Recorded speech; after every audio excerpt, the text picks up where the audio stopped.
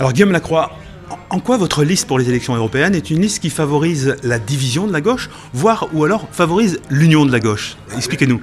La division de la gauche, je la laisse à ceux qui ont fait croire à l'union dans la NUPES et qui aujourd'hui s'entretuent sous les yeux médusés de tous ceux qui voudraient encore croire à la gauche.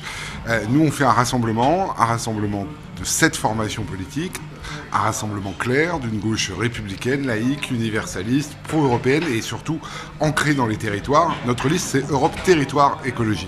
Et quand on est la vraie gauche, en fait, celle qui n'a pas varié sur la République, sur la laïcité, sur l'universalisme, quand on est la gauche qui a les pieds dans la glaise et qui s'occupe vraiment des gens, quand on est la gauche qui veut parler à la France qui doute, qui la comprend parfois, mais qui veut lui apporter des réponses positives, pas l'extrémisme, ouais, je crois qu'on a intérêt à nous rejoindre parce que la vraie gauche, c'est nous.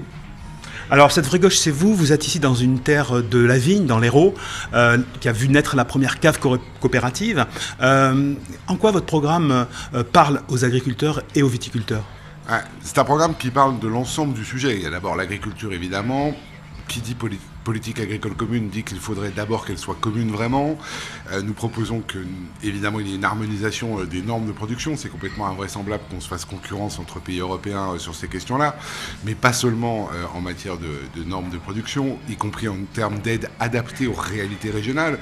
Mais notre liste, c'est aussi la liste qui défend la décarbonation des énergies. On sait qu'aujourd'hui, la vigne est largement confrontée à la fois aux aléas climatiques, au réchauffement climatique, et qu'il faut pouvoir réagir de façon intelligente. Donc on essaye d'être pragmatique sur l'ensemble du sujet, sans évidemment promettre ce qui est impossible. On ne va pas tout changer en 1 an ou en 2 ans, mais nous au moins, on va faire des choses qui peuvent être réalisées. C'est la grande différence avec ceux qui parlent beaucoup mais ne font jamais. Alors, il y a un axe majeur dans votre programme pour les européennes, c'est la lutte contre la précarité et la volonté de mettre en place un microcrédit au niveau européen. Alors là, expliquez-nous. Notamment, effectivement, nous pensons que l'Europe sociale, il faut la décliner de manière pragmatique, là encore. On sait qu'on ne fera pas un salaire minimum européen parce que les différences de niveau de vie sont trop fortes en Europe et qu'on ne saurait pas où mettre le salaire minimum. Ce qu'on propose d'abord, c'est une première étape, c'est un revenu de base européen pour essayer de rattraper un peu et de limiter les écarts sociaux au sein de l'Union européenne. Mais effectivement, on propose aussi que l'Europe lance un grand plan de lutte contre la précarité. Ce serait une grande première. Et un des éléments, un des outils de ce plan, c'est effectivement la banque du microcrédit. On sait qu'aujourd'hui, l'accès au système bancaire est extrêmement compliqué. On sait qu'aujourd'hui, le microcrédit permet de pallier des situations temporaires de difficulté. Donc on n'est pas sur le pouce au crime de l'endettement, on est bien sur une des réponses aujourd'hui très pratiques qui existent déjà, mais de façon trop restrictive, et pour lesquelles les banques doivent être inciter à développer une offre, et l'Europe peut le faire, puisque l'Europe a aujourd'hui un véritable pouvoir en matière de politique bancaire.